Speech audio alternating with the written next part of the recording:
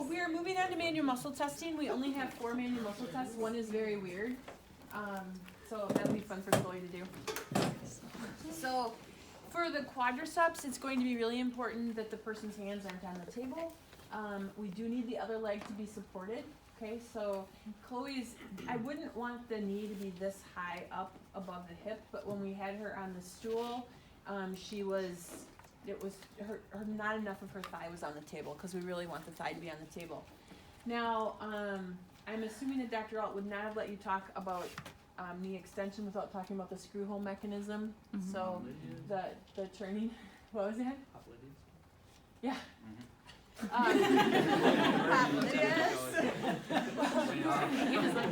There's also a structural change in the joint. So as the joint gets closer to extension, it actually becomes the bones are what are preventing you going into flexion. So it's going to be really important when you do this manual muscle test that you not do it with the knee straight, because you're not truly getting muscle strength, but you're getting some of the structural components of the knee as well. So for the quadriceps, for manual muscle testing, I'm gonna have you kick your shoe off just so it doesn't go flying when we start battling. Okay, good. Now, can you straighten out your knee for me all the way? Nice. And go ahead and go back down. Any problems with that? Okay. So what I'm gonna do is I'm gonna put one hand here. This is monitoring to make sure that her thigh isn't coming up off the table. I'm also making sure she's not leaning to the other side because I have this monitoring hand there.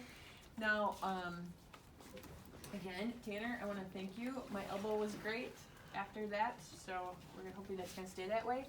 Can do it again if I need it, huh? It hasn't popped out for probably 8 years, and my dad just asked me a couple weeks ago how my elbow's been. I'm like, yeah, it hasn't popped out in a long time. So I called him and said, you jinxed me. So what I'm gonna do here is I'm gonna have you go halfway. Now I'm gonna lock my elbow, and I'm gonna have you try to kick up, and I'm not gonna let you. Go ahead. Oh, Chloe, come on! And relax. Holy cow. So if she's stronger than me, she's gonna get herself up into that last 30 degrees, which I don't want. So if she does that, I'm gonna have to stand up and use my body weight to not let her, okay? I wasn't trying that time. So if you had to do gravity eliminated, what position would you put her in? Sideline. Good, you guys are doing great. So you put her in sideline, okay? All right, so that's quadriceps. Now I'm gonna have you lie on your stomach, and now I can get you back. You can kick your other shoe off if the lopsidedness is here. Style. Okay, this is your style. Okay, a little bit further so your feet are hanging on. There you go. Good.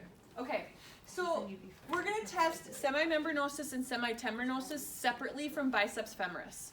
Okay, so we're gonna try to isolate those out, and we're going to do that by adding a rotational component. But the sagittal plane motion for both of those is going to be exactly the same, okay? So, Chloe, what I'd like you to do is bend your knee as far as you can. Good, and come back. Great. So that is the cardinal plane motion for both the semimembranosus, semitendinosus, and for the biceps femoris test. See? You couldn't do it. So what we're going to do is I'm going to have you bend your knee up again, but we're going to go about halfway. We're going to go right there.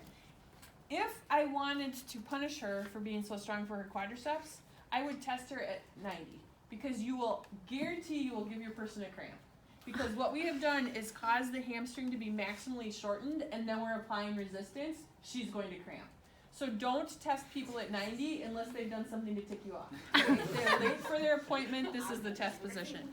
So you want to make sure that you start at 45 degrees, because by the time you apply resistance, they're going to start to flex up a little bit, okay? So edit that part of the video out. You don't start at 90, it's 45 degrees. Now, for the semimembranosus and semitendinosus, we're going to go into medial rotation or internal rotation. So which way does the foot go? Good, Chloe, nice job. You'd think you've done this before. Now, I'm going to resist knee flexion, even though I have her in this internal rotation. So don't let me straighten your leg, okay? You hold it there. And relax. Good. And now for biceps femoris, we're going to go into lateral rotation. Now, she's getting too bendy, right? So I need to bring her out of it a little bit. Okay, now hold it there. What do you mean by too bendy? She's getting closer to that 90 degrees of knee flexion, which is going to cause her to cramp. Okay. And relax. So So she was slowly getting herself this way, and I didn't want to apply resistance there, so I needed to bring her back out. Okay?